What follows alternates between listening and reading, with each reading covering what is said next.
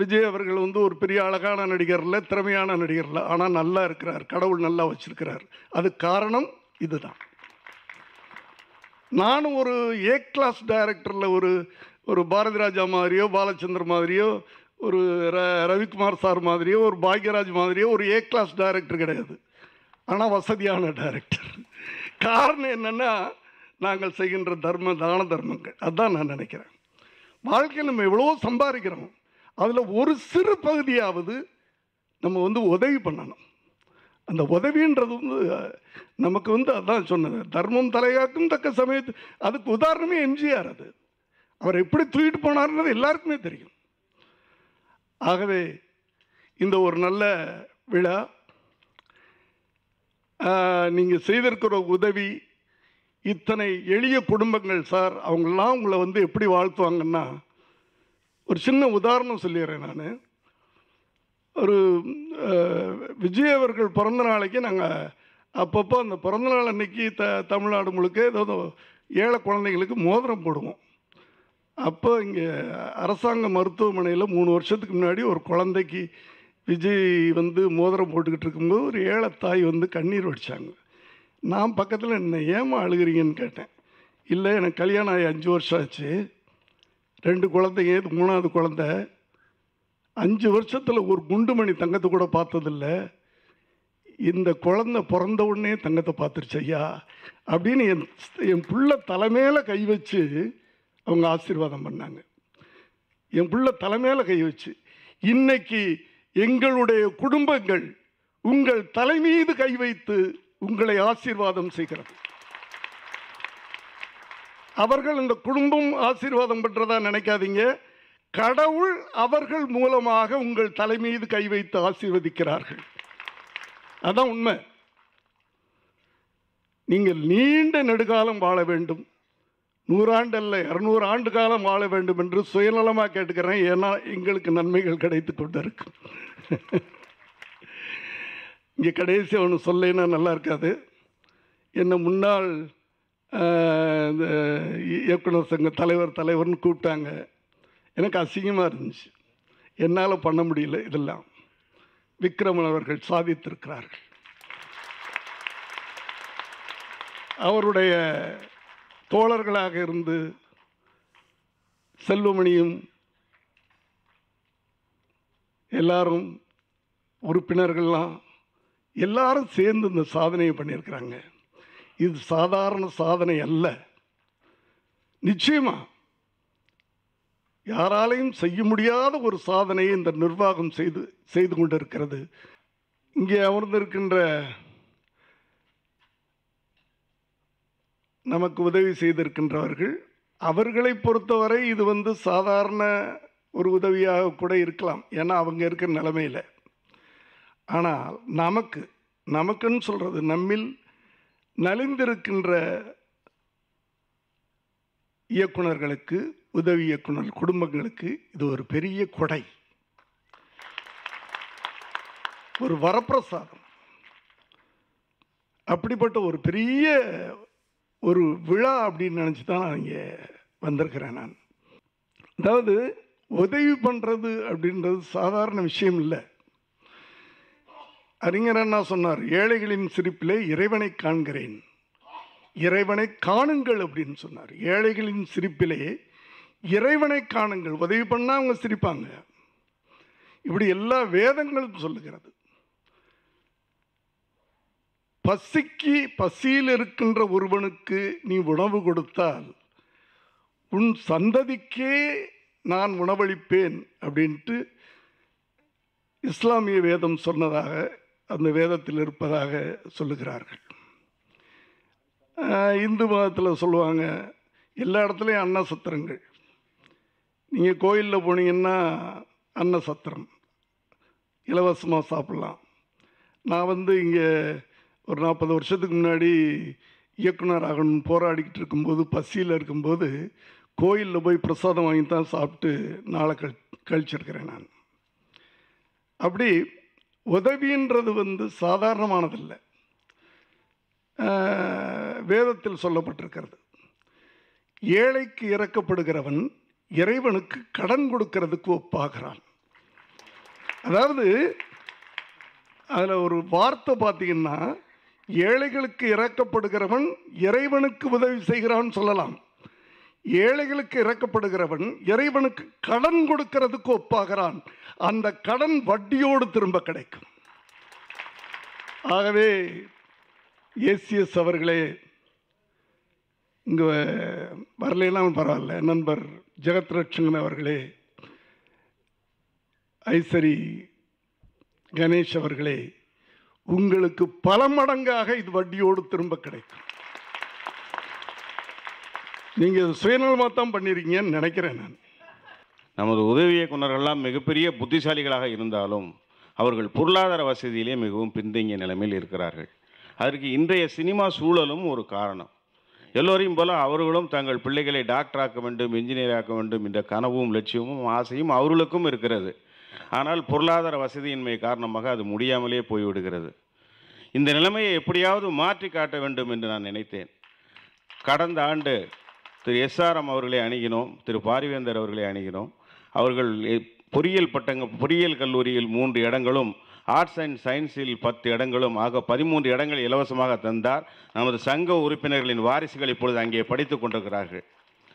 இந்த ஆண்டு அதைவிட அதிக இடங்கள் பெற்றுத்தர வேண்டும் என்று நாங்கள் முடிவு கட்டினோம். இதற்காக திரு ஜெகத் ரட்சகன், திரு ஏசி சண்முகம், திரு ஐசரி கணேஷ் ஆகியோரை அணுகினோம். நாங்கள் சொன்னோம், இந்த மாதிரி எங்கள் சங்கத்தை சேர்ந்த உறுப்பினர்களுடைய வாரிசுகளுக்கு, அதுக்கும் பொருளாதார நிலைமையில் பின்தங்கிய உறுப்பினர்களுடைய வாரிசுகளுக்கு உங்கள் கல்லூரியில் இலவசமாக எங்களுக்கு இடம் வேணும் அப்படின்ட்டு. இதுக்கு அவங்க சொன்ன பதில் தான் என்னை அப்படியே மெய் சிலிர்க்க வச்சது. அதுக்காக யோசிக்காமல், முகம் சுளிக்காமல் உடனே, இதெல்லாம் நீங்கள் ஃபோன்லேயே சொல்லியிருந்தால் நாங்கள் ஓகேன்றப்ப அதுக்கு நேரில் வரணுமான்னு கேட்டாங்க. நான் ஐசரி கணேஷ் அவர்களெல்லாம் என்னை விட வயதில் குறைந்தவர் இல்லை என்றால் அவர் காலிலேயே விழுந்துருப்பேன். எனக்கு அந்த அளவுக்கு ஒரு நன்றி பெருக்கு எனக்கு தாங்கவே முடியல. அதுவும் இல்லாமல் திரு ஐசரி கணேஷ் அவர்கள் இன்னொரு வாக்குறுதியும் கொடுத்தார்கள். உங்கள் அவர் நடத்தும் பள்ளியிலே எனக்கு பல்லாவரத்தை சேர்ந்த நமது சங்கத்தை சேர்ந்த 2 உறுப்பினர்கள் என் குழந்தைய எல்கேஜியில் சேர்க்க முடியுமா அப்படின்னு கேட்டாங்க. உடனே அவர்கிட்ட நான் கேட்டேன், சார் எல்கேஜிலேருந்து +2 வரைக்கும் கொஞ்சம் ஃப்ரீ எஜுகேஷன் கொடுக்க முடியுமா அப்படின்னு. ஓஎஸ் பண்ணிடுறேன் சார், 2 பேர் தானே சார், நான் பண்ணிடுறேன் சார் அப்படின்ட்டார். ஸோ நீங்கள் நல்லா கவனித்து பார்த்தீங்கன்னா அந்த 2 குழந்தைகளும் எல்கேஜிலேருந்து இன்ஜினியரிங் முடிக்கிற வரைக்கும் ஃப்ரீயாக படிக்க போகுது. ஸோ அந்த பெற்றோர்களுக்கு இனிமேல் அந்த கல்வி சுமை எதுவுமே இல்லை. இது அவர் பண்ணார். ஏசி சண்முகம் சார் அதே மாதிரி இந்த இடங்கள் 10 இன்ஜினியரிங் கல்லூரி இல்லை 10 சீட்டு 20 காலேஜ் சீட்ஸ் கொடுத்தாரு. அதெல்லாம் கொடுத்துட்டு உங்களுக்கு எஸ்ஆர்எம்ல என்னென்ன மருத்துவ உதவிகள் செய்கிறாங்களோ அத்தனை உதவியை நானும் செய்கிறேன்ட்டார். அதாவது நீங்கள் மட்டுமில்லை, இதில் இன்னொரு அட்வான்டேஜ் இருக்குது, நல்லா கவனிச்சிங்க. உறுப்பினர்கள் மட்டுமில்லை, அவருடைய அப்பா அம்மா மனைவி குழந்தைகள் மட்டுமில்லை, உங்கள் அண்ணன் தங்கை கூட இந்த திட்டத்தில் சேரலாம். உங்கள் குடும்பத்தை சேர்ந்த அத்தனை பேருக்கும் இலவச மருத்துவ சிகிச்சையை தந்துடுறேன். அதுக்கான கார்டை வெகு சீக்கிரத்திலே நாங்களே கார்டு போட்டு தந்துடுறோம் அப்படின்னு சொல்லிட்டார்.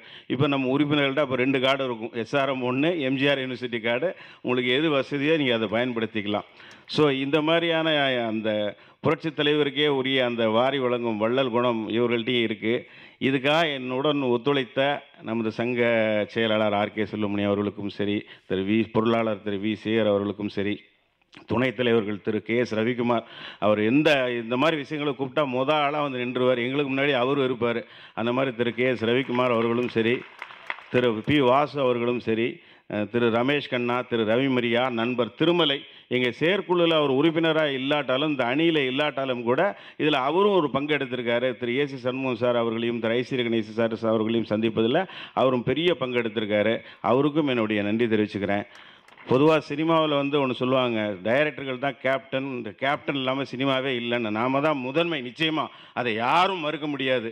அதே மாதிரி இன்றைக்கு நமது சங்கமும் முதன்மை சங்கமாக இருக்குது. சினிமாவில் இருக்கிற அந்த 23 சங்கத்திலேயே இதை இன்றைக்கி தயாரிப்பாளர் சங்கத்தில் இருக்கிற தானு சார்லேருந்து எல்லாருமே அதை ஒத்துக்குவாங்கன்னு நான் நினைக்கிறேன். இதுக்கெல்லாம் காரணம் என்ன அப்படின்னு சொன்னால் நம்முடைய ஒற்றுமை. ஒரே ஒரு விஷயம் நான் ரொம்ப தைரியத்தோடையும் தன்னம்பிக்கையோடையும் சொல்லிக்கிறேன், நம்மக்கிட்ட ஏதாவது ஒரு பாகுபாடு இருக்கா? எலெக்ஷன் அன்னைக்கு சாயங்காலம் வரைக்கும் தான் நமக்குள்ள 2 அணி 3 அணி. எலெக்ஷன் முடிஞ்ச அன்னைக்கு சாயங்காலத்துலேருந்து நாம் எல்லாருமே ஒரு அணி தான்.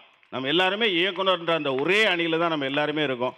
நம்ம ஒற்றுமை தான் காரணம். தொடர்ந்து இந்த ஒற்றுமை நம்மக்கிட்ட இருக்கிற வரைக்கும் அந்த வானம் கூட நம்ம காலடிகளில் தான் அப்படின்னு சொல்லி வாய்ப்பளித்த அனைவருக்கும் நன்றி சொல்லி விடைபெறுகிறேன். நான் விக்ரம் சார் அவர்களை எனக்கு சொல்ல தெரியல. ஏன்னா பாராட்டு விழா வந்து இவரை பற்றி பாராட்டுறமேன்ற உள்ள அவருக்காக ஒரு பாராட்டு விழா நாங்கள் நடத்த போகிறோம். சமீபத்தில் உத்தம வில்லன் படத்துக்கு என்னோடு விடிய விடிய விடிய விடிய இருந்து அந்த படம் திரையிடுவதற்கு சில நேரங்கள் கோபப்படுவார், சில நேரங்களில் இறங்கி போவார். எப்படிப்பட்ட ஒரு சாதுரியசாலி நமக்கு தலைவராக கிடைத்திருக்கிறார். எங்களுடைய எண்ணங்கள் எல்லாம் ஒவ்வொரு கட்டத்திலும் இந்த திரையுலகளை மீட்டு எடுத்து ஒரு உயரிய இடத்துக்கு எடுத்து செல்வதற்குத்தான் நாங்கள் போராடி கொண்டிருக்கிறோம். கண்டிப்பாக விக்ரமன் செயலாளர் செல்வமணி தலைமையில் மிக சிறப்பான இடத்தை தமிழ் திரையுலகம் சென்றடையும், வென்றெடுக்கும். ஏசி சண்முக சார் அவர்களை நான் ஒன்று கேட்டுக்கிறேன். உங்ககிட்ட எங்களுக்கெல்லாம் வந்து இப்போல்லாம் வந்து டிவி மீடியாவுக்கு வந்து தொலைக்காட்சிகளில் தான் இப்போ ஸ்டுடியோவெல்லாம் போயிடுது. எங்களுக்கு ஃப்ளோர்லாம் கிடைக்க மாட்டேங்குது.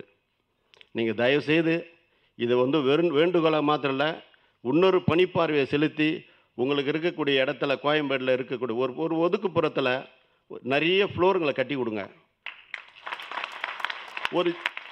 ஒரு சின்ன மினி ஸ்டுடியோ உருவாக்கி கொடுங்க. ஒரு கோயில், ஒரு குளம், ஒரு கிராமத்தினுடைய சூழல், ஒரு ஹாஸ்பிட்டல், ஒரு காவல்துறை இது போலீஸ் ஸ்டேஷன், இதெல்லாம் பண்ணி கொடுத்தனா உங்களுக்கு வருமானமும் வரும், எங்களுடைய கண்ணீரையும் நீங்கள் துடைப்பீங்க. எங்களாம் இடம் இல்லாமல் எங்கெங்கேயோ போகிறோம். ஆகவே இந்த விழாவில் நீங்கள்லாம் கண்டிப்பாக செய்யக்கூடியவர்கள், செய்யாமல் இருக்க போகிறது கிடையாது. ஆகவே இனி உங்களை இந்த திரையுலகம் சரியான பாதையில் உங்களை அழைத்து செல்லும். அது 10 வருஷமாக நான் அசிஸ்டன்ட் டைரக்டராக, பணத்துக்கு கஷ்டம் இல்லை, பட் இருந்தாலும் அசிஸ்டன்ட் டைரக்டராக கஷ்டப்பட்டு ஒர்க் பண்ணிகிட்டு இருக்க காலத்தில் விக்ரமன் சாரோட ஒர்க் பண்ணதுக்கப்புறம் தான் எனக்கு வசந்தம்னு ஒன்று வந்துச்சு வாழ்க்கையில். அந்த விக்ரமனுடைய புது வசந்தத்துக்கு அப்புறம் தான் சூப்பர் குட் ஃபிலிம்ஸ் அப்படிங்கிற ஒரு கம்பெனியே வந்து உலகத்துக்கு தெரிஞ்சது. ஸோ அந்த விக்ரமன் இங்கே நம்ம யூனியனுக்கு தலைவரானதுக்கப்புறம் தான் நமக்கு வசந்தங்கள் வர ஆரம்பிச்சிருக்கு. ஸோ அவர் சென்ற இடமெல்லாம் சிறப்பு அப்படிங்கிற மாதிரி அவர் வந்த இடமெல்லாம் வந்து நமக்கு வந்து ரொம்ப வசந்த காலங்களாக தான் இருக்கும். ஸோ இதை சாக்காக வச்சுக்கிட்டு தொடர்ந்து விக்ரமன் சாரும் செல்வமணி சாரும் விசேக சாரும் அந்த யூனிட்டை எப்போவுமே தலைமை ஏற்க வேண்டும் என்பதை நான் என்னுடைய உடனே கையெழுத்து கும்புறாரு, விட்டுருவோமா நம்ம. ஸோ அடுத்தது நான் வந்து எல்லோரும் மாதிரியும் ஏசிஎஸ் சாரும் கணேஷ் சார்கிட்டையும் வந்து அவருக்கு ரொம்ப நன்றின்னு நம்ம எல்லோரும் சொல்லிட்டாங்க. அவங்களுக்கு ஒரே ஒரு மேட்ரு, வந்தவுடனே அப்படி திரும்பி பார்த்தாரு, கூட்டம் கம்மியாக இருக்குன்னு ஏசிஎஸ் சார். அது இல்லை, அப்படி பார்வையில் எனக்கு தெரிஞ்சுது. அதாவது இங்கே மேடையில் இருக்கிற செலிப்ரிட்டிஸ் எல்லாம் வெளியில் நம்ம மேடை போட்டோன்னு வச்சுங்க, ஒரு பப்ளிக் ஃபங்க்ஷன், அது வந்து வடபழனியே ஜாம் ஆகிடும், அந்தளவுக்கு கூட்டம் வரும். பட் அவங்கெல்லாம் வந்து ஒரு கவர்ச்சிகளை பார்த்துட்டு கை தட்டிட்டு போயிடுவாங்க. இங்கே வந்திருக்க கூட்டங்கள் வந்து உங்களுக்கு நன்றி சொல்லி உங்களை வாழ்த்த வந்திருக்கிற கூட்டம், அது எப்பவுமே கொஞ்சம் கம்மியாக தான் இருக்கும். நம்ம வந்து உண்மையாக அவங்களுக்கு நன்றி சொல்கிறது எப்படின்னா, நமக்கு ஃப்ரீ சீட்ஸ் கொடுத்து அவங்களுக்கு ஃப்ரீ சீட்ஸில் படிக்கிற நம்ம குழந்தைகள் மிக பிரமாதமாக படித்து அந்த காலேஜுக்கே நல்ல பேர் வாங்கி கொடுக்குற அளவுக்கு நம்ம அந்த குழந்தைகளுக்கு வந்து நம்ம அறிவுரை பெறணும். இதுதான் நம்ம செய்ய வேண்டிய நன்றியாக இருக்கும்னு நினைக்கிறேன். நிறைய பேர் வந்து அவர் சேகர் சார் சொன்ன மாதிரி நாங்கள் நிறைய சப்ளை பண்ணுறோம் அப்படின்னு சொன்னது வந்து நீங்கள் இன்னும் நிறைய செய்யணுன்றதுக்கு தான். செய்வாங்க அவங்க. நமக்கு நாமே வாழ்த்து சொல்லிக்கிறோம். கல்வி கொடுத்த அவங்களுக்கு பாதம் தொட்டு நன்றியை தெரிவிச்சுக்கிறோம். நன்றி, வணக்கம். நம்ம எஸ்ஏ சந்திரசேகர் டைரக்டர் அவர் பேசிட்டு போனது தான். ஏன்னா யாருமே நம்ம பதவி போயிடுச்சு அப்படின்னா தெரியும் அடுத்தது நமக்கு என்ன மரியாதை அப்படின்னு சொல்லிட்டு இப்படி தான் ஃபீல் பண்ணுவாங்க. ஆனால் அவர் வந்து இங்கே வந்துட்டு நான் முன்னாள் தலைவர், ஆனால் இந்நாள் தலைவர் செஞ்சது வந்து நான் எதுவுமே செய்யலை, எனக்கு ரொம்ப அசிங்கமாக கஷ்டமாக இருக்குதுன்னு சொன்னதுங்கிறது இருக்கு, அது ரொம்ப நெகிழ்ச்சியாக இருந்தது. அதாவது இன்றைக்கி எந்த அளவுக்கு சிறப்பாக பண்ணிகிட்ருக்காங்க அப்படிங்கிறத ஓப்பனாக அவர் வந்து சொல்லிட்டு போனதுங்கிறது வந்து எனக்கு ரொம்ப அவர் மேலே ஒரு புது மரியாதை. அப்படி பிரமாதமாக செஞ்சிட்ருக்கிற மரியாதைக்குரிய தலைவர் விக்ரமன் அவர்களுக்கும், நண்பர் ஆர்கே செல்வமணி, அப்புறம் சேகர், இன்னும் அனைத்து பொறுப்பாளர்களுக்கும் மற்றும் அனைத்து நம்ம சங்கத்து உறுப்பினர்கள் எல்லாத்துக்குமே என்னுடைய பணிவான வணக்கம். நான் பாக்யாவில் வந்து புரட்சித் தலைவர் எம்ஜிஆர் அவர் பர்த்டே அப்போது எப்போ ரேப்பரில் போடுவேன். அப்போ ஃபஸ்ட் டைம் ரேப்பரில் போடும்போது தோற்றம் அப்படின்னு சொல்லி போட்டு அது மட்டும் என்ன டேட்டு அப்படிங்கிறத போட்டுட்டு மறைவு அப்படின்னு சொல்லி போட்டு இல்லை அப்படின்னு சொல்லி எழுதினேன். அந்த இல்லை அப்படின்னு சொல்லி இன்னும் அவரை வந்து உயிர்ப்பிச்சுட்டே இருக்கிறவங்க தான் இந்த 3 பேரும். ஸோ எல்லாரும் அந்த தலைவர் அவருடைய பல்கலைக்கழகத்திலேருந்து வந்திருக்காங்க. அவர் ஏசிஎஸ் அவர்கள், அவர் கணேஷ், அவர் ஜெகத்ரட்சகன் எல்லாருமே வந்து இவங்க செய்கிறது எல்லாமே வந்து அவரை மறுபடியும் உயிர் வாழ்ந்துக்கிட்டே இருக்கார் அப்படின்னு சொல்லி அவரை தான் ஞாபகப்படுத்திக்கிட்டே இருக்குது. அவன் சிஷியனுக்கே வேஷ்டி சட்டுன்னா எனக்கு வராமல் இருக்குமா? அதனால் ஏசிஎஸ் அவரெல்லாம் வந்து நம்ம கணேசன் என்கிட்ட கொஞ்சம் தூரமாக தான் இருப்பார். ஏன்னா நான் சினிமாவுக்கு வந்த புதுசில் எனக்கு அவங்க அப்பா அவங்கெல்லாம் பழக்கம். அவர் வந்து காலேஜில் படிச்சுட்டார். என்னை வந்து ஃபங்க்ஷனுக்கு வந்து கூப்பிட்டு வருவார், எங்கள் காலேஜுக்கு கொஞ்சம் வாங்க அப்படின்னு சொல்லிட்டு. அதனால் அவர் கொஞ்சம் சீனியாரிட்டியாகவே இப்படி பார்த்துக்கிட்டு இருப்பார். ஆனால் பாண்டியராஜன் எல்லாம் அவர்கிட்ட நல்ல க்ளோஸாக பழக்கம். நான் அவரை வந்து கணேசன் எல்லாம் பார்க்கும்போது எனக்கு ஒரு சின்ன இது பாண்டியராஜன்கிட்டலாம் சொல்லியிருக்கிறேன் நான். என்ன அப்படின்னா, இவர் மலர் ஹாஸ்பிட்டல் ராம்மூர்த்தி கணேஷ் இவங்களுக்கெல்லாம் நடிக்கணுங்கிறது என்ன அப்பாவெல்லாம் நடிச்சிருக்காரு இல்லையா, உள்ளூர் அந்த சின்ன ஃபீலிங் இருக்குமில்ல. அப்போ நான் பார்க்கும்போது இங்கே வந்திருக்காரு நடிக்கிறதுக்குன்னா என்னென்னா ஏதோ ஒரு கேரக்டர் அப்படின்னா நான் சொன்னேன், இவங்க ஏதோ ஒரு கேரக்டரில் செய்யக்கூடாது, அது யாரோ செய்ய வேண்டியது.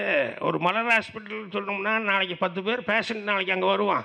ஸோ அந்த டாக்டர் ஒரு மரியாதையான கேரக்டர் நடக்கணும் ஒழிய அடியாலாக கத்தி வச்சுட்டு இப்படி நின்றுட்டு இருந்தான்னா பேஷண்ட் வர்றவன் இவர்கிட்ட போனால் பொழைப்புமா இல்லையான்னு அப்படி தான் பார்ப்பான். அது மாதிரி இவர்கிட்ட காலேஜுக்கு அட்மிஷனுக்கு வரும்போது இவருடைய மரியாதையே வேறு மாதிரி இருக்குது. நானே இப்போ ரொம்ப மரியாதையாக காலேஜுக்குன்னு பார்த்துட்ருக்குறேன். இவர் போய் சின்ன சின்ன கேரக்டர் எல்லாம் போய் செய்கிறேன்னா அதை விட நல்லதாக வெயிட் பண்ணி கொஞ்சம் பொறுமையாகவே செய்யலாமே அப்படின்னு சொல்லிட்டு இப்போவும் அதுதான் சொல்லிட்டு இருக்கிறேன். இப்போ அவருக்கு ஆசை இருக்குது இல்லையா தெரியல. ஏன்னா அவங்கவுங்க டிக்னிட்டிக்கு தகுந்த மாதிரி, ஏன்னா ஒரு பொசிஷன் வரும்போது அப்படி செஞ்சால் தான் நல்லது, அதுதான் மரியாதை. ஏன்னா நம்மளை தேடி நிறைய பேர் வந்துக்கிட்டு இருக்காங்க. ஸோ இங்கே அந்த ஃபங்க்ஷன் வரும்போது காலையில் ஒரு சின்ன அது ஒரு இன்சிடெண்ட் ஞாபகம் வந்தது. பூனேயில் நடந்த ஒரு ரியல் இன்சிடெண்ட்டு. என்னென்னா அங்கே ஒரு ஓட்டப்பந்தய மைதானம், அதில் வந்து ஸ்டூடெண்ட்ஸ் எல்லாம் ஓட்டப்பந்தயத்துக்காக நிற்க வச்சு அப்புறம் ரெடி ஸ்டார்ட் 1 2 3ன்னு சொல்லி கன்று அடிச்சோன்னே எல்லாம் ஓட ஆரம்பித்தாங்க. அதில் ஒருத்தன் ரொம்ப வேகமாக ஓடி வந்தவன் புத்துன்னு விழுந்து ஒரு 2 3 கரணை அடித்து விழுந்துட்டான். எந்திரிக்க முடியாமல் கத்திக்கிட்டு இருந்தான். அத்தனை பேர் ஓடிட்டு இருந்தவங்க பூராமே வந்து திருப்பி எல்லோரும் வந்துட்டாங்க. எல்லா ஸ்டூடெண்ட்டுமே வந்து இந்த அடிபட்டவனை பிடிச்சி கையை பிடிச்சி தூக்கி அவனுக்கு காயமெல்லாம் தொடச்சிட்டு இதுக்கப்புறம் எல்லாருமே கை தாங்கலாம் அவனை கூப்பிட்டு போய் அந்த ரிப்பன் வெற்றி அப்படிங்கிற இடத்துல ரிப்பனுக்குமே அவனை போய் தொட வச்சாங்க எல்லாருமே சேர்ந்து. இது அங்கே இருந்தவங்க எல்லோரும் ஷாக் ஆனாங்க.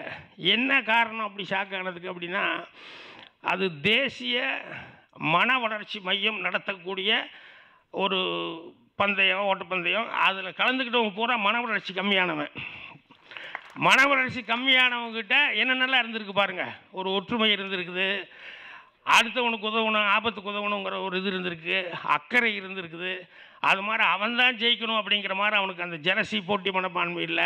அடுத்தவன் ஜெயிக்கிறதுல கூட நமக்கு ஒரு மனநிறைவு கிடைக்கிது அப்படிங்கிறது இருக்குது. ஸோ இவ்வளவு விஷயங்கள் வந்து மன வளர்ச்சி குண்டிட்டு அவங்கள தான் நம்ம மன வளர்ச்சி குண்டிட்டு இருக்கோம்னா நம்ம நிறைய பேர் எப்படி இருக்கோன்னு யோசித்து பார்க்கும்போது ரொம்ப கஷ்டமாக இருக்கும்.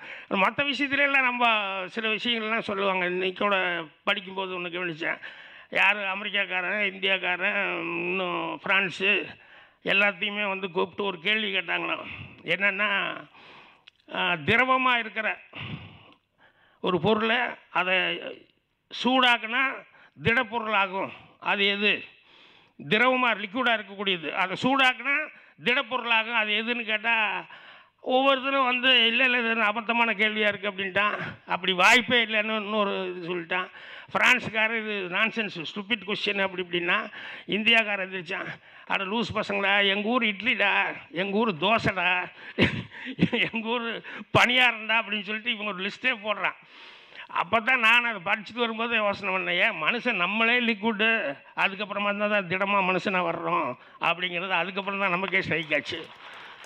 ஸோ அதனால் அப்படி வாழ்கிறது வந்து, ஏன்னா மனுஷனுடைய வாழ்க்கை அப்படிங்கிறது வந்து அவர் இல்லாதப்போ பேசப்படுற அளவுக்கு வாழ்ந்தால் தான் அந்த வாழ்க்கை. அதுதான் இன்றைக்கி ஒவ்வொருத்தரும் பேசும்போது, புரட்சித் தலைவர் வந்து பேசும்போது ரொம்ப சந்தோஷமாக இருக்குது. செல்வமணி பேசும்போது கூட ஒரு சின்ன மேட்ரு சொன்னார். நம்ம நல்லதாக நினச்சிட்டு செய்கிறோம். சில நேரங்களில் வந்து நம்ம மெசேஜ் நல்லதாக கொடுக்கணும்னு நினச்சாலும் சில பேர் சில விஷயங்கள் தப்பு செய்யும்போது அது வந்து தவிர்க்க முடியாத ஒரு சமாச்சாரம்.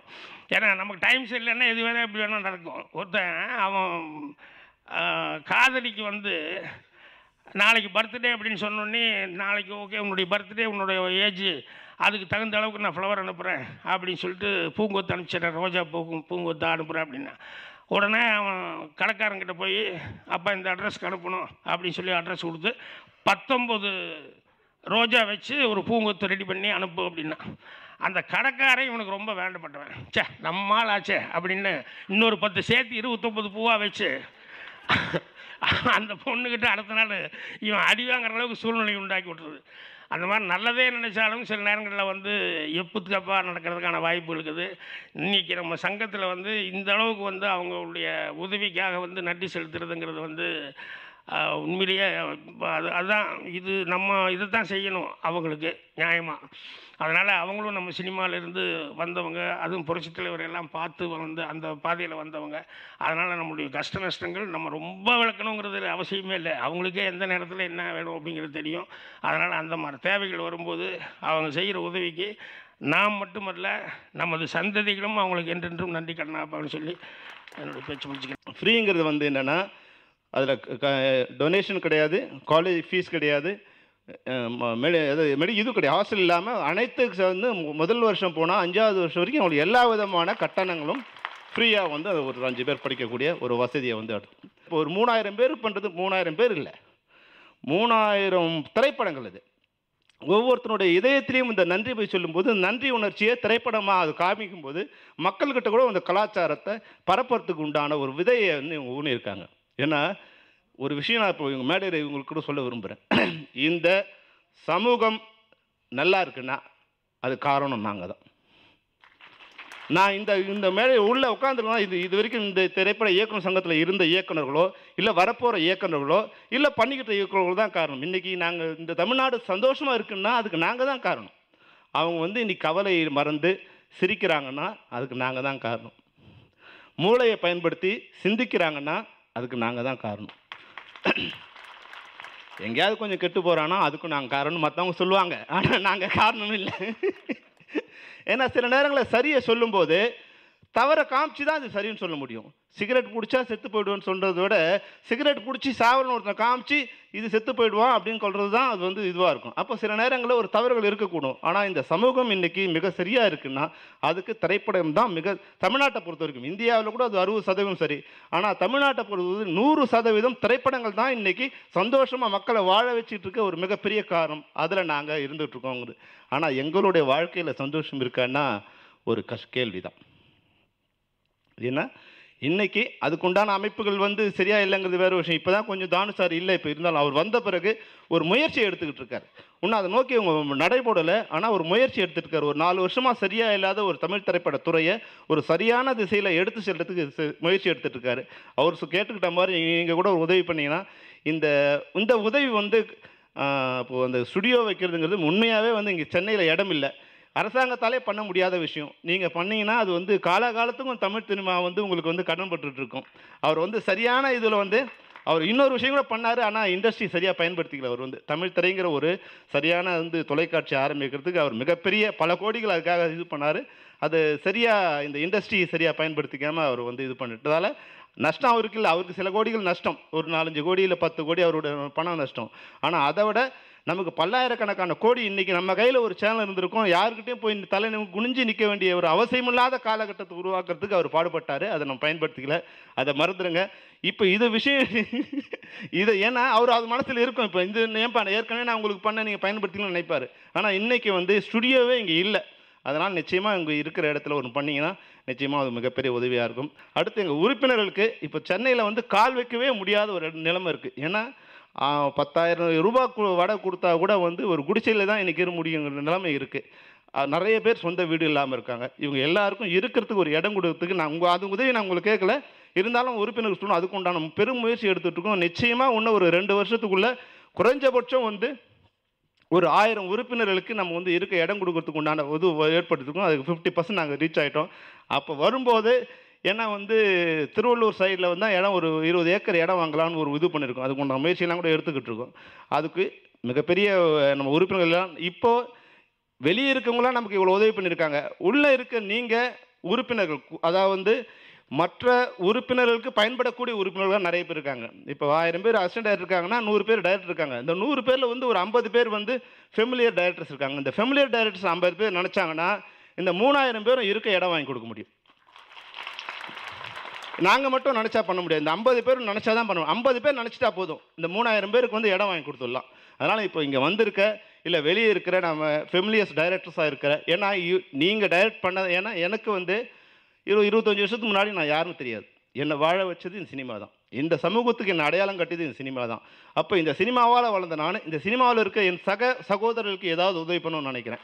அதுபோல் நீங்களும் ஏதாவது ஒரு ஒன்றுமே பண்ண வேண்டாம். இப்போ வந்து தானு சார் சொன்னார் பாருங்கள், நிச்சயமாக இந்த தமிழ் இண்டஸ்ட்ரியில் இருக்கிற அமைப்புகளில் மிக ஒற்றுமையோட மிக புரிதலோடு செயல்படக்கூடிய சங்கங்களில் முதன்மையான சங்கம் நம்ம இயக்குநர்கள் சங்கம் தான். அதனால தான் அந்த ஒற்றுமை தான் இன்றைக்கி பல காரியங்களை நம்ம வந்து இன்றைக்கி செய்ய வச்சுருக்கு. இதே ஒற்றுமை தொடருமானால் நிச்சயமாக இந்த 5 ஊர்கள் உணவு, உடை, இருப்பிடம், கல்வி, மருத்துவம் நான் கொடுத்துட்டோம். இந்த வேலை கொடுத்து கூட எல்லா சங்கங்கள் என்ன பண்ணுவாங்க, அவங்க இந்த சம்பளம் வாங்கி கொடுக்கறதோட மற்ற சங்கங்களோட வேலை போடணும். ஆனால் நம்ம உறுப்பினரோட அடுத்த தலைமுறைக்கு கூட வந்து இப்போ விஸ்காம் படிச்சுட்டு எல்லோரும் வந்துடுறாங்க. நம்ம மெம்பர்ஸ் வேலை கிடைக்கலங்கிறதுக்கு எனக்கு ஒரு வந்து எஸ்ஆர்எம்மில் வந்து உதவி கேட்டோம். அது வந்து ஒரு 5 கேமரா கொடுத்தாங்க, எடிட் ஷூட் கொடுத்தாங்க. இன்றைக்கி ஏறக்குறைய 40 படங்கள், குறும்படங்கள் ரெடியாக இருக்குது. அந்த 40 பேர் நம்ம டைரக்டர்ஸ், நம்ம ஆள்களும் டைரக்டராக இருக்காங்க. இவங்களுடைய இந்த மாதம் எடுத்துக்குள்ள நம்மளோட ஸ்டுடியோ கூட ரெடி ஆகிடும்.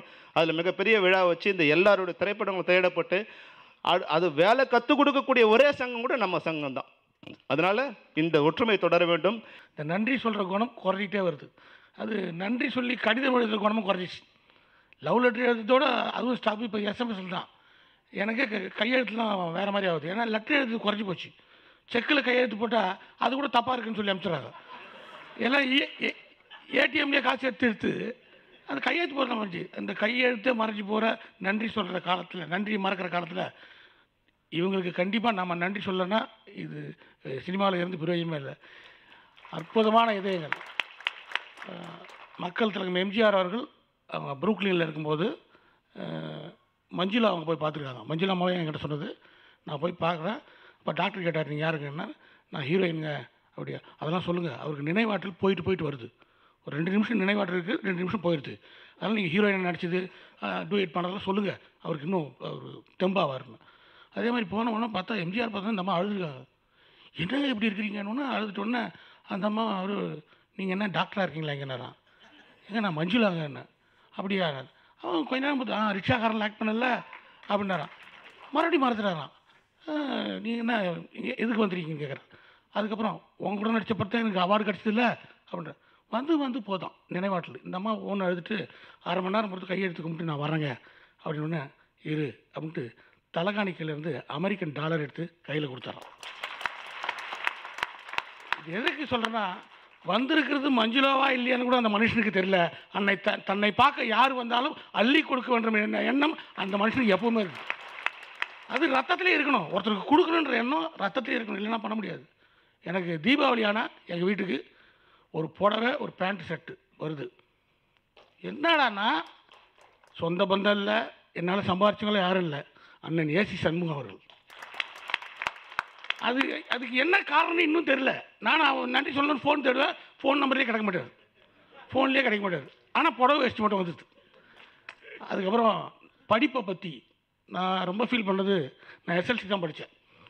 அதுக்கப்புறம் காலேஜுக்கு போயிட்டு நந்தன் ஆர்ட்ஸ் காலேஜில் அப்ளிகேஷன் வாங்கிட்டு வந்தேன். எங்கள் அப்பா என்ன பண்ணார், அப்ளிகேஷன் வேலைக்கு எதுனா போப்பா, குடும்பம் நடத்தணும்ல. கண் கலங்கி, எங்கள் அப்பா பல்லவன் டிரான்ஸ்போர்ட் டிரைவர், பிள்ளைய படிக்க வைக்கணுமோன்றதை வேதனையை சொல்கிறாரு. அதுக்கப்புறம் ஈவினிங் காலேஜ் அப்ளிகேஷன் வாங்கிட்டு வந்தேன். அதை பார்த்து இதுக்கும் புக்கெலாம் வாங்கினல்லப்பான்னார். அழுதுகிட்டே கிழிச்சு போட்டேன். அதுக்கப்புறம் சினிமாவில் நான் டைரக்டர் ஆனேன், ஹீரோ ஆனேன், எல்லாம் ஆனேன். படிக்கலைன்ற ஒரு குற்றம் வந்துச்சு. அதுக்கப்புறம் 2000 அண்ணாமலை யூனிவர்சிட்டியில் நான் எம்ஏ எழுதி பாஸ் பண்ணேன். 2007 எம்ஃபில்டு எழுதி பாஸ் பண்ணேன். இப்போது வேல்ஸ் யூனிவர்சிட்டியில் நான் பிஹெச்டி படிச்சுட்டு இருக்கேன். எங்கள் வேந்தர் எதுக்கு சொல்கிறது, இதை விட எனக்கு என்ன வேணும்? ஏன்னா ஒரு படிப்பாளியாக நான் சொல்லிக்கிறதுக்கு இந்த சீட்டு கொடுக்குறதால உங்கள் பசங்கக்கிட்ட சொல்லுங்கள். படிப்பு எவ்வளோ பெரிய விஷயம்னா நம்ம அனுபவத்தில் கார் வாங்கினாலும் சரி கடை வாங்கினாலும் சரி பேப்பராக கொடுக்குறாங்க, கையெழுத்து போடுறோம். அந்த கையெழுத்து போடுற இடத்துல எங்கன்றத ஒரு பென்சிலில் மார்க் பண்ணுறாங்க. அது எதுக்கு போடுறோம் ஏன் போடுறோன்னு தெரியல, பக்கமாக இருக்கும், இங்கேன்றாங்க போட்டுறோம். அந்த கையெழுத்து போடுறதால் நம்ம என்ன சந்திக்கிறோன்ற பட்ட வேதனைகள் உங்கள் பசங்களுக்கு சொல்லுங்கள், அவங்க நல்லா படிப்பாங்க. எதுக்கு பார்க்காம பென்சில் தான் கையெழுத்து போடுறதில்ல, அந்த வேதனையை நான் பட்டிருக்கேன். ஒரு கையெழுத்து நீங்கள் இது வரைக்கும் சம்பாதிச்ச சொத்து, இதுக்கப்புறம் சம்பாதிக்க போகிற சொத்து மொத்தம் போயிடும். அதனால் எப்பா படித்து சொல்லுங்கப்பா, அதுக்காக படிங்கப்பா, அப்பா தப்பாக மாட்டிக்கூடாதுன்னு சொல்லுங்கள், பசங்க நல்லா படிப்பாங்க. நன்றி, வணக்கம். முதலில் நான் இயக்குனர் சங்கத்திற்கு நான் ஒரு பெரிய நன்றியை சொல்லி ஆக வேண்டும். அது என்னவென்றால், கிட்டத்தட்ட 12 ஆண்டு காலம் கழித்து நானும் அண்ணன் ஏசிஎஸ் அவர்களும் மேடையிலே ஒன்றாக அமர்ந்திருக்கிறோம்.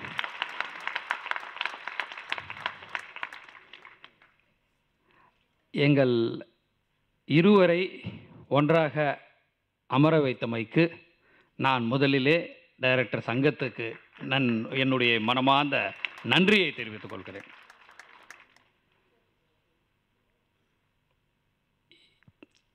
எனக்கெல்லாம் கல்லூரி ஆரம்பிக்கணும் அப்படின்ற ஒரு ஆசையே இவங்களை பார்த்து தான் வந்துச்சு. திரு ஜேபிஆர் அவர்களையும் அண்ணன் ஏசிஎஸ் அவர்களையும் பார்த்து தான் ஏன் நம்ம ஒரு கல்லூரி ஆரம்பிக்கக்கூடாது அப்படின்ற ஒரு ஆசை வந்துச்சு. எனக்கு முன்னால் பேசியவங்களாம் நிறைய சொன்னாங்க. நான் இன்றைக்கி இந்த நிலைமைக்கு இருக்கிறேன் என்றால் அது புரட்சி தலைவர் எம்ஜிஆர் அவர்களால் தான். அது ஒரு பெரிய கதை, அந்த கதையை சொல்கிறதுக்கு நேரம் இல்லை. நிச்சயமாக நான் ஒரு நிகழ்ச்சியில் அந்த கதையை நான் சொல்லுவேன். ஏன்னா அண்ணன் ஏசிஎஸ் அவர்கள் 1 மணிக்கு டெல்லிக்கு போகணும். நான் ஒரு 5 மினிட்ஸில் முடிச்சுட்டு அவரை பேச அனுப்பிச்சி விட்டுட்டோம்னா திருப்தியாக இருக்கும். அதனால் அவருடைய உதவியினால்தான் நான் இன்றைய தினம் இங்கே உங்கள் முன் நின்று கொண்டிருக்கிறேன். அவர் இல்லை என்றால் நான் இல்லை. அவரை பற்றி எல்லாரும் பேசிட்டாங்க, எல்லாருக்கும் தெரியும். கிட்டத்தட்ட ஒரு 87 என்னை பச்சையப்பன் கல்லூரியில் என்னுடைய மறைந்த தந்தை ஐசரிவேலன் அவர்கள் சேர்த்து விட்டுட்டு ஃபஸ்ட் இயர்லேயே இறந்து போயிட்டார். நான் அந்த கல்லூரியில் படித்து முடித்து வெளியே வர்றதுக்கே ரொம்ப பெரும் பாடுபட்டேன். எனக்கு கட்டுறதுக்கு ஃபீஸ் கிடையாது. அந்த ஒரு நிலைமையில் இருந்து தான் நான் படிப்பதற்கு பணம் கட்டுவதற்கு கல்லூரியில் பணம் இல்லாமல் தான் நான் படித்தேன். இன்றைக்கி 20,000 மாணவர்கள் என்னுடைய பல்கலைக்கழகத்தில் படிச்சுட்ருக்காங்க.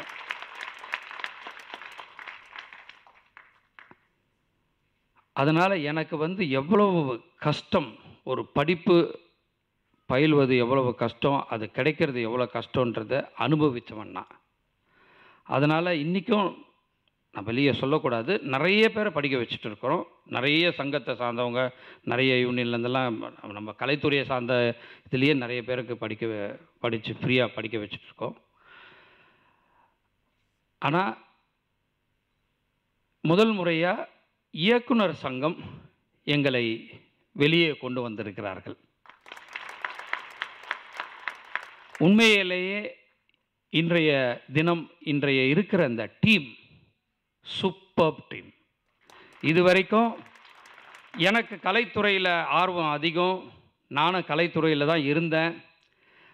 திரு விக்ரமன் அவர்களுக்கு தெரியுமோ தெரியாதோ, எத்தனையோ தடவை நான் அவர் ஆஃபீஸுக்கு போய் வேஷம் கேட்டு அலைஞ்சிருக்கிறேன். ஆனால் அவர் என்னுடைய ஆஃபீஸுக்கு அவருக்காக வரல, அவருடைய உறுப்பினர்களுக்கு உதவி செய்ய வேண்டும் என்று கேட்கும்போது எனக்கு ரொம்ப மகிழ்ச்சியாக இருந்தது. நான் அதை அப்போ அவர்கிட்ட சொன்னேன். நல்ல வேலை அன்றைக்கி அவர் எனக்கு ஒரு சான்ஸ் கொடுத்தது. என்னை ஹீரோ ஆகியிருந்தாருன்னா நான் இன்றைக்கி இந்த நிலைமைக்கு வந்திருக்க மாட்டேன். அதுக்கு நான் முதல்ல நன்றியை தெரிவித்துக் கொள்ளணும். நானும் கிட்டத்தட்ட ஒரு 10-15 படங்கள்லாம் நடித்தேன்.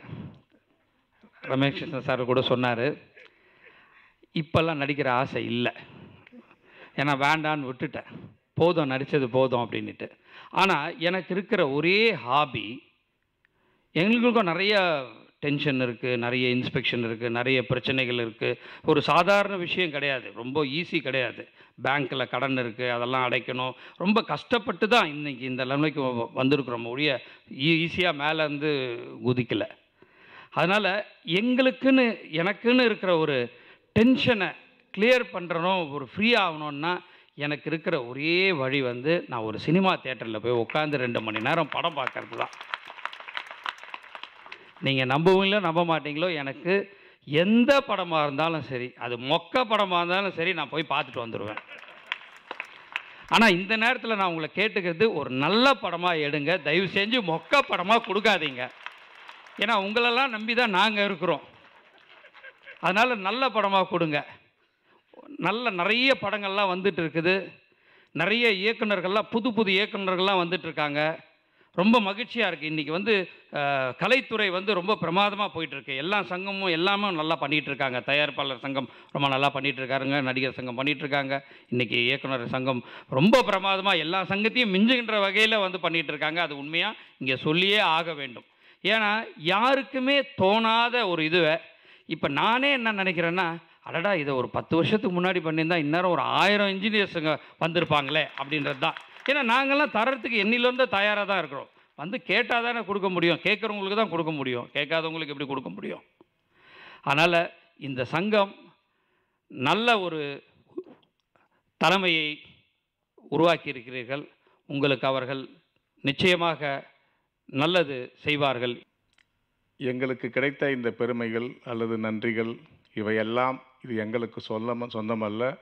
இந்த சொந்தத்திற்கு ஒரு சொந்தக்காரர் இருக்கிறார். இந்த நன்றிகளுக்கு அதுதான் புரட்சித் தலைவர் எம்ஜிஆர் அவர்கள். அவர் இல்லை என்றால் நாங்கள் நிச்சயமாக இங்கே இல்லை. அவர் இல்லை என்றால் நாங்கள் இந்த அளவிற்கு வந்திருக்க முடியாது. ஆகவே இந்த புகழ் அவருக்கு சேரும், அந்த நன்றிகள் அவருக்கு சேரும்.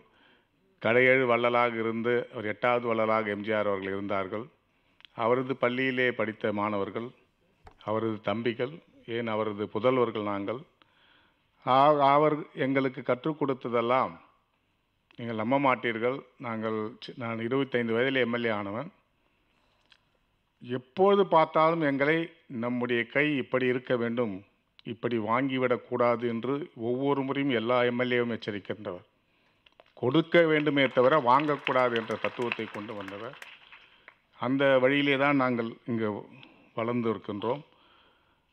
ஆகவே நாங்கள் ஐசிறி கணேஷ் அவர்கள் சொன்னது போன்று படிப்பதற்கு எவ்வளவு சிரமம் இருக்கிறது, எவ்வளவு கிராமத்திலே படிக்க முடியாமல் போய்விடுகிறார்கள், எவ்வளவு பேர் பிரச்சனையிலே எதிர்காலத்தையே வீணடித்து கொண்டிருக்கிறார்கள்.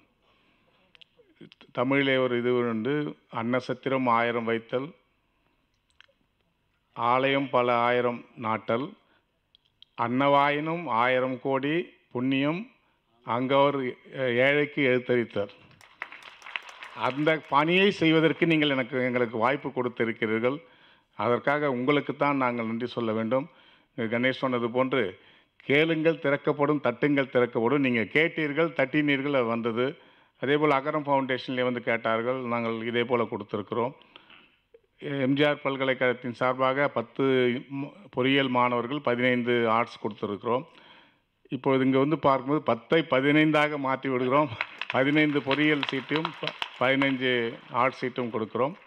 இதற்கெல்லாம் மேலாக இன்னும் முக்கியமானது ஒன்று, நிச்சயமாக நாங்கள் 1000 படுக்கைகள் கொண்ட மருத்துவமனை நம்முடைய திருவேற்காடு பகுதியில் இருக்கிறது. அந்த பகுதியில் இருக்கிறவர்களுக்கு, ஏன் நம்முடைய கேகே நகரில் இருக்கின்ற நம்ம வடபழனியில் இருக்கின்றவர்களெல்லாம் அது மிக கிட்ட இடம். அங்கு ஆப்ரேஷன் உட்பட அத்தனை அறுவை சிகிச்சைகள் உட்பட, ஹார்ட் ஆப்ரேஷன் மட்டும் எங்ககிட்ட இல்லை. அதனால் எல்லா அறுவை சிகிச்சையும் இலவசமாக செய்து கொடுக்குறோம் இந்த குடும்பங்களுக்கு. அந்த உத்தரவாதத்தையும் கொடுக்குறோம். அது விரைவிலே உங்களுக்கு குடும்ப அட்டைகளாக உங்களை வந்து சேரும்.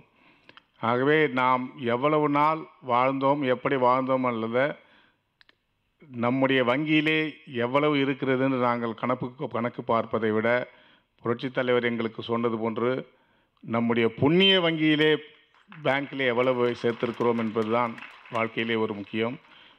கடைசி நாளிலே கூட இந்த வாட்சும் இந்த மோதிரம் கூட நம்மோடு வராது. நாம் செய்கின்ற நல்ல காரியங்கள், புண்ணியங்கள் தான் வரும். ஆகவே உங்களது கோரிக்கைகள் ஒரு சில தானு அவர்கள் 2 கோரிக்கைகளை வைத்திருக்கிறார்கள். ஆர்கேஎஸ் சொல்லியிருக்கிறார்கள். ஆர்கேஎஸ் முக்கியமான கோரிக்கையை சொல்லியிருக்கிறார்கள். உண்ண உணவு, உடுக்க உடை, இருக்க இடம் இதெல்லாம் கொடுக்குது. இருக்க இடத்திற்கு நாங்கள் அடுத்த முயற்சிகளை எங்கள் தலைவர்கள் எடுக்கப் போகிறார்கள் என்று அந்த முயற்சிகளுக்கு நாங்கள் நிச்சயமாக உறுதுணையாக இருப்போம்.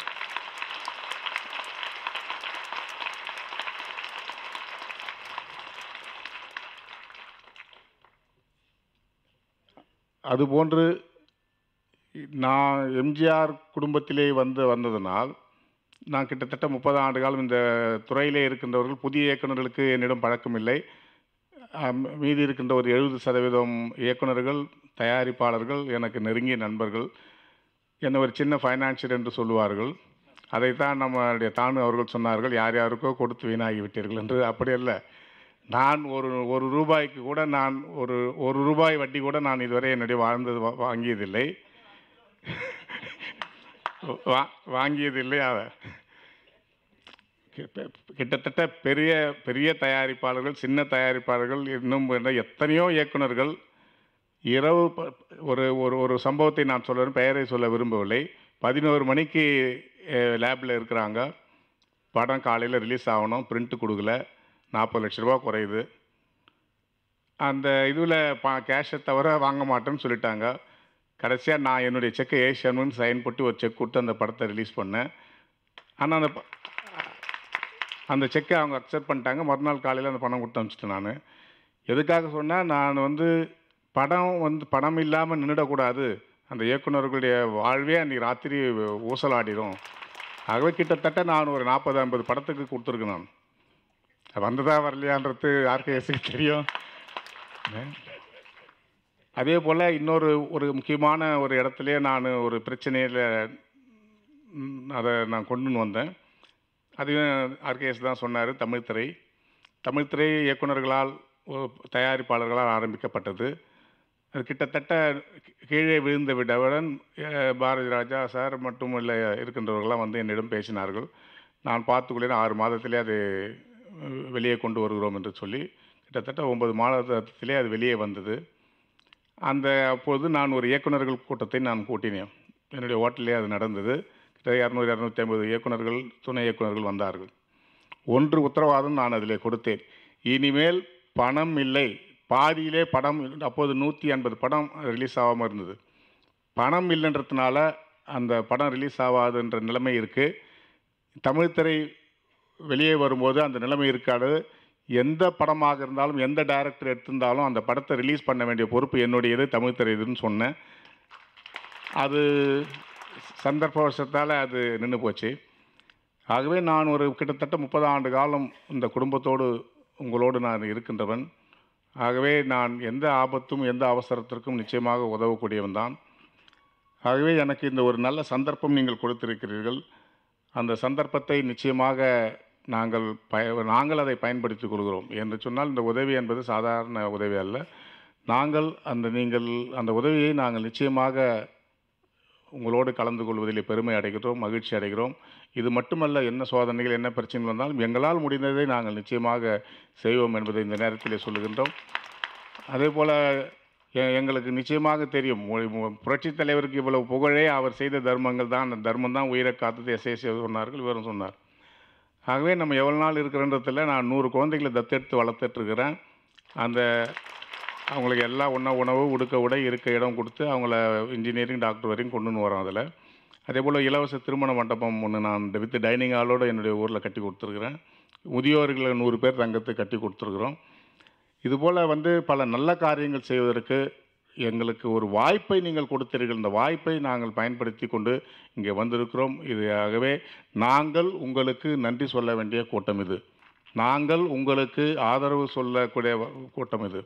ஆகவே இது எங்களுக்கு நன்றியாக நாங்கள் எடுத்துக்கொள்ளாமல், அத்தனை நன்றியும் அத்தனையோ பாராட்டுகளையும், விக்ரமன் சாருடைய முயற்சி சாதாரண முயற்சி அல்ல. விக்ரமன் சாருக்கு இதற்காகவே ஒரு பெரிய பட்டத்தை கொடுக்கலாம். அப்படி ஒரு இயக்குனர் சங்கத்தை நடத்தி கொண்டிருக்கிறார்கள். ஆர்கேஎஸ் அவரோடு உறுதுணையாக இருக்கின்ற அத்துணை செயற்குழு உறுப்பினர்கள், அத்துணை பொறுப்பாளர்களுக்கும் என்னுடைய வாழ்த்துதலையும் என்னுடைய பாராட்டுதலையும் சொல்லி, நிச்சயமாக உங்களிலே ஒருவனாக நானும் என்னுடைய தளபதி அவர் தளபதி அவர்கள் சொன்னார்கள், நாங்கள் 12 வருஷம் ஒத்து பக்கத்தில் உட்காந்து மீட்டிங் நடத்துகிறோம். அவர் ஏன்னா இப்போ தமிழ்நாட்டையே ஒரு மாற்றத்தை கொண்டு வந்தார். அப்போ தளபதி இல்லாதனால அந்த மாற்றம் குறைஞ்சிருக்கு. 2 பேரையும் ஒன்றாக்கியிருக்கீங்க. அதுக்கும் என்னுடைய நன்றியை அவர் சொன்னது போல நான் சொல்கிறேன். ஆகவே நிச்சயமாக உங்களிலே ஒருவனாக நாங்கள் இருப்போம். உங்களிலே உங்கள் குடும்பத்திலே ஒருவராக இருப்போம். ஆர்கேஎஸ் சொன்னது போன்று இது தமிழ்நாட்டினுடைய மிகப்பெரிய சொத்துக்கள். நீங்கள் இயக்குனர்கள் என்பது சாதாரண சொத்துக்கள் அல்ல. நம்முடைய ஐசரி சொன்னது போன்று அவர் பக்கத்தில் தியேட்டர் இருக்குது, போய் உட்காந்துக்கிறாரு. நான் எங்கே எந்த பண்ணாலும் 8லேருந்து 9 மணிக்கு ஒரு அரை படம் பார்க்காம நான் படுக்கிறதில்ல. ஆகவே மக்களை ஒரு சீர்திருத்தம் செய்யக்கூடிய ஒரு துறை, மக்களை பொழுதுபோக்கக்கூடிய ஒரு துறை. இந்த டிவியும் இந்த சினிமாவும் இந்த இதுவும் இல்லைன்னா பாதி பேருக்கு பைத்தியமே பிடிச்சிரும். அதுதான் நிலைமை, அதான் உண்மை. எல்லா தொலைக்காட்சி நடக்குதுன்னா உங்களை வச்சு நடக்கிறது தான். நீங்கள் படைக்கிற படைப்பை தான் எல்லாரும் பார்க்குறாங்க. அதுபோல் தமிழ்நாடு முழுவதும், உலகம் முழுவதும், உலகத்திலே முன்னாள் மலேசியாவில் இருந்தேன், எல்லாம் அந்த படத்தை அந்த இதுவிலே கார்லேயே கூட உங்கள் படம் போட்டு தான் பார்த்துட்டு வராங்க. உலகம் முழுவதும் நீங்கள் வாழ்ந்து கொண்டிருக்கிற உங்கள் படைப்புகள் வாழ்ந்து கொண்டு இருக்கிறது. ஆகவே தமிழ் பண்பாடு, தமிழ் கலாச்சாரம், தமிழ் மொழி இவையெல்லாம் உங்களால் தான் பாதுகாக்கப்படுகிறது, உங்களால் தான் அது போற்றப்படுகிறது. ஆகவே ஒரு சமுதாயம் நல்ல முறையில் இருக்கிறது. இந்தியாவை எடுத்துக்கொள்ளும் போது வட மாநிலங்களை பார்க்கும்போது சீர்கழிந்து போயிருக்கிறது. நம்முடைய தமிழ் சமுதாயம், தமிழ்நாடு உயர்ந்து நிற்கிறது என்று சொன்னால் நீங்கள் கொடுக்கக்கூடிய ஒரு படைப்புகள் தானே தவிர, நீங்கள் கொண்டு வருகின்ற சீர்திருத்தங்கள் தான் தவிர, நீங்கள் கொண்டு வருகின்ற கான்செப்ட் தான் இன்று நிற்கிறது என்பதை இந்த நேரத்தில் மனமாற உங்களை பாராட்டி, உங்களது தேவைகளுக்கு நாங்கள் உடனாக இருப்போம்.